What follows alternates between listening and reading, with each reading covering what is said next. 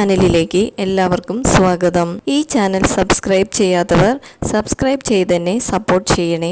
ഈ വീഡിയോ നിങ്ങൾക്ക് ഇഷ്ടപ്പെടുകയാണെങ്കിൽ ലൈക്കും ഷെയറും കമൻറ്റും ചെയ്യാൻ മറക്കല്ലേ. ന്യായാധിപന്മാർ 15-ാം അധ്യായത്തിലെ ചോദ്യങ്ങളും ഉത്തരങ്ങളും. 1. ന്യായാധിപന്മാർ 15-ാം അധ്യായത്തിൽ എത്ര വാക്യങ്ങൾ ഉണ്ട്? ഉത്തരം 20 വാക്യങ്ങൾ. 2. ന്യായാധിപന്മാർ 15-ാം അധ്യായത്തിൻ്റെ ശീർഷകം എന്ത്? ഉത്തരം ഫിലിസ്ത്യരെ തോൽപ്പിക്കുന്നു. 3. ന്യായാധിപന്മാർ 15:1 അനുസരിച്ച് കുറേ നാൾ കഴിഞ്ഞ് സാംസൺ ഒരാട്ടിൻകുട്ടിയുമായി ഭാര്യയെ സന്ദർശിക്കാൻ ചെന്നത് ഏത് കാലത്താണ്? ഉത്തരം ഗോതമ്പ് വിളവെടുപ്പ് കാലത്ത്. 4. സാംസൺ ഗോതമ്പ് വിളവെടുപ്പ് കാലത്ത് ഭാര്യയെ സന്ദർശിക്കാൻ ചെന്നത് എന്തുമായിട്ടാണ്? ഒരാട്ടിൻകുട്ടിയുമായി. 5. സാംസൺ ഗോതമ്പ് വിളവെടുപ്പ് കാലത്ത് ഒരാട്ടിൻകുട്ടിയുമായി സന്ദർശിച്ചത് ആരെ? ഉത്തരം ഭാര്യയെ. 6. ന്യായാധിപന്മാർ 15:1 അനുസരിച്ച് ഗോതമ്പ് വിളവെടുപ്പ് കാലത്ത് ഒരാട്ടിൻകുട്ടിയുമായി ഭാര്യയെ സന്ദർശിക്കാൻ ചെന്ന സാംസൺ അവളുടെ പിതാവിനോട് പറഞ്ഞതെന്ത്? ഞാൻ എൻ്റെ ഭാര്യയുടെ ശയനമുറിയിൽ പ്രവേശിക്കട്ടെ. 7. ഞാൻ എൻ്റെ ഭാര്യയുടെ ശയനമുറിയിൽ പ്രവേശിക്കട്ടെ എന്ന് സാംസൺ ഭാര്യാപിതാവിനോട് പറഞ്ഞപ്പോൾ ഭാര്യാപിതാവ് ചെയ്തതെന്ത്? ഉത്തരം ശയനമുറിയിൽ പ്രവേശിക്കാൻ അവനെ അനുവദിച്ചില്ല. 8. ന്യായാധിപന്മാർ 15:2 അനുസരിച്ച് ശയനമുറിയിൽ പ്രവേശിക്കാൻ അനുവദിക്കാതിരുന്ന പിതാവ് സാംസനോട് പറഞ്ഞതെന്ത്? നീ അവളെ അതിയായി വെറുക്കുന്നുവെന്ന് വിചാരിച്ച് ഞാൻ അവളെ നിന്റെ കൂട്ടുകാരന് കൊടുത്തു. അവളുടെ ഇളയ സഹോദരി അവളേക്കാൾ സുന്ദരിയല്ലേ, അവളെ സ്വീകരിച്ചാലും. 9. സാംസന്റെ ഭാര്യാപിതാവ് സാംസന്റെ ഭാര്യയെ കൂട്ടുകാരന് കൊടുത്തത് എന്ത് വിചാരിച്ചാണ്? ഉത്തരം സാംസൺ അവളെ അതിയായി വെറുക്കുന്നുവെന്ന് വിചാരിച്ച്. 10. സാംസൺ അവൻ്റെ ഭാര്യയെ അതിയായി വെറുക്കുന്നുവെന്ന് വിചാരിച്ച് അവളുടെ പിതാവ് എന്തു ചെയ്തു? ഉത്തരം അവളെ സാംസന്റെ കൂട്ടുകാരന് കൊടുത്തു. 11. ന്യായാധിപന്മാർ 15:2 അനുസരിച്ച് മകളെ സാംസൺ അതിയായി വെറുക്കുന്നുവെന്ന് വിചാരിച്ച് അവൻ്റെ കൂട്ടുകാരന് കൊടുത്തു എന്ന് പിതാവ് പറഞ്ഞതിനു ശേഷം പറഞ്ഞ കാര്യം എന്ത്? ഉത്തരം അവളുടെ ഇളയ സഹോദരി അവളേക്കാൾ സുന്ദരിയല്ലേ, അവളെ സ്വീകരിച്ചാലും. 12. അവളുടെ ഇളയ സഹോദരി അവളേക്കാൾ എന്താണെന്നാണ് പറയുന്നത്? ഉത്തരം സുന്ദരി. 13. ന്യായാധിപന്മാർ 15:2 പ്രകാരം അവളുടെ ഇളയ സഹോദരി അവളേക്കാൾ സുന്ദരിയല്ലേ, അവളെ സ്വീകരിച്ചാലും. ഇത് ആരോട് പറഞ്ഞു? ഉത്തരം സാംസന്റെ ഭാര്യയുടെ പിതാവ് സാംസനോട് പറഞ്ഞു. 14. അവളുടെ ഇളയ സഹോദരി അവളേക്കാൾ സുന്ദരിയല്ലേ, അവളെ ഡാഷ് ന്യായാധിപന്മാർ 15:2 അനുസരിച്ച് പൂരിപ്പിക്കുക. ഉത്തരം സ്വീകരിച്ചാലും. 15. ന്യായാധിപന്മാർ 15:3 അനുസരിച്ച് സാംസൺ പറഞ്ഞതെന്ത്? ഇപ്രാവശ്യവും ഫിലിസ്ത്യരോട് ഞാൻ എന്തെങ്കിലും അതിക്രമം പ്രവർത്തിച്ചാൽ അത് എൻ്റെ കുറ്റമായിരിക്കുകയില്ല. 16.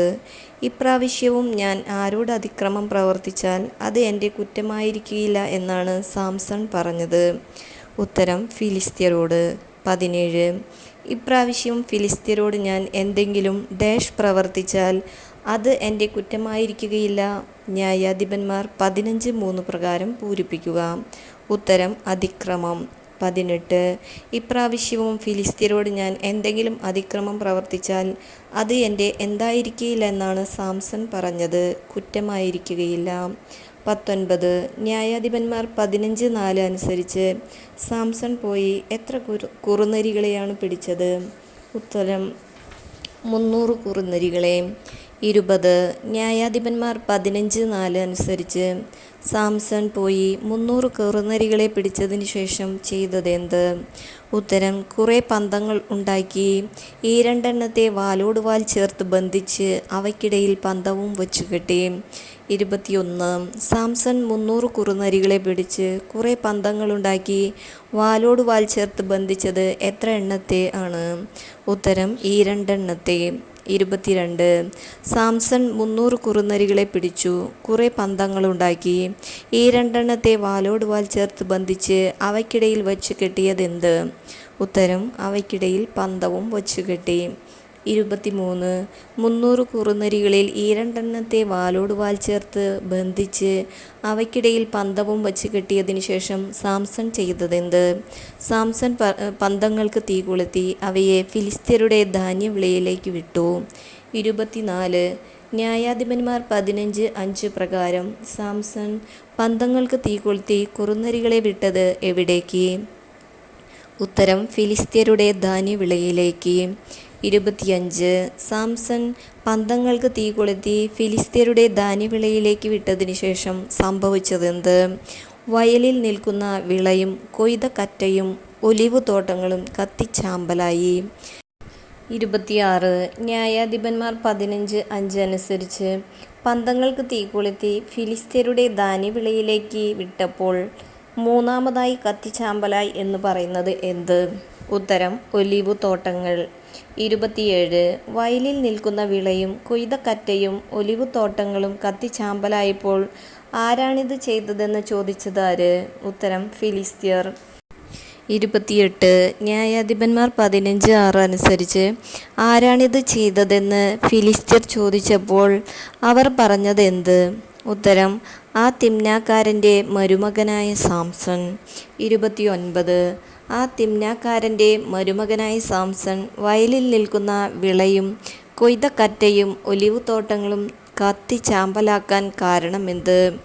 ഉത്തരം സാംസന്റെ ഭാര്യയെ അമ്മായിയപ്പൻ അവൻ്റെ കൂട്ടുകാരന് കൊടുത്തതുകൊണ്ട് ചെയ്തതാണ്. 30 തിമ്നാക്കാരൻ്റെ മരുമകനായി സാംസന്റെ ഭാര്യയെ ആരാണ് അവൻ്റെ കൂട്ടുകാരന് കൊടുത്തത്? ഉത്തരം സാംസന്റെ അമ്മായിയപ്പൻ. 31 ന്യായാധിപന്മാർ 15:7 പ്രകാരം സാംസന്റെ ഭാര്യയെയും അവളുടെ പിതാവിനെയും അഗ്നിക്കിരയാക്കിയതാരാണ്? ഉത്തരം ഫിലിസ്ത്യർ. 32 ന്യായാധിപന്മാർ 15:7 അനുസരിച്ച് പൂരിപ്പിക്കുക. ഫിലിസ്ത്യർ ചെന്ന് അവളെയും അവളുടെ പിതാവിനെയും ഡാഷ്.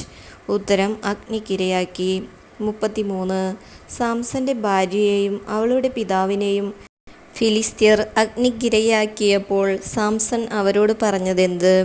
ഉത്തരം ഇങ്ങനെയാണ് നിങ്ങൾ പ്രവർത്തിക്കുന്നതെങ്കിൽ ഞാൻ ശപഥം ചെയ്യുന്നു, ഞാൻ നിങ്ങളോട് പ്രതികാരം ചെയ്തിട്ട് സ്ഥലം വിടും. 34 ഇങ്ങനെയാണ് നിങ്ങൾ പ്രവർത്തിക്കുന്നതെങ്കിൽ ഞാൻ ശപഥം ചെയ്യുന്നു എന്ന് പറഞ്ഞതിനു ശേഷം സാംസൺ ഫിലിസ്ത്യരോട് പറഞ്ഞതെന്ത്? ഉത്തരം ഞാൻ നിങ്ങളോട് പ്രതികാരം ചെയ്തിട്ട് സ്ഥലം വിടും. 35 ഇങ്ങനെയാണ് നിങ്ങൾ പ്രവർത്തിക്കുന്നതെങ്കിൽ ഞാൻ ശപഥം ചെയ്യുന്നു, ഞാൻ നിങ്ങളോട് എന്ത് ചെയ്തിട്ട് സ്ഥലം വിടും എന്നാണ് ന്യായാധിപന്മാർ 15:7 സാംസൺ പറയുന്നത്? ഉത്തരം പ്രതികാരം ചെയ്തിട്ട്. 36 ന്യായാധിപന്മാർ 15:8 അനുസരിച്ച് സാംസൺ ഫിലിസ്ത്യരെ ക്രൂരമായി പ്രഹരിച്ച് കൊന്നുകളഞ്ഞതിനു ശേഷം അവൻ പോയി താമസിച്ചതെവിടെ? ഉത്തരം ഏത്താം പാറക്കെട്ടിൽ. 37 സാംസൺ ഏത്താം പാറക്കെട്ടിൽ പോയി താമസിച്ചത് എന്ത് ചെയ്തതിനു ശേഷമാണ്? ഉത്തരം ഫിലിസ്ത്യരെ ക്രൂരമായി പ്രഹരിച്ച് കൊന്നുകളഞ്ഞതിനു ശേഷം. 38 സാംസൺ ഫിലിസ്ത്യരെ കൊന്നുകളഞ്ഞതെങ്ങനെ? ഉത്തരം ക്രൂരമായി പ്രഹരിച്ച്. 39 ന്യായാധിപന്മാർ 15:9 അനുസരിച്ച് യൂദായിൽ ചെന്ന് പാളയമടിച്ച് ലേഹി പട്ടണം ആക്രമിച്ചതാര്? ഉത്തരം ഫിലിസ്ത്യർ. 40 ഫിലിസ്ത്യർ യൂദായിൽ ചെന്ന് പാളയമടിച്ച് ആക്രമിച്ച പട്ടണമേത്? ഉത്തരം ലേഹി പട്ടണം.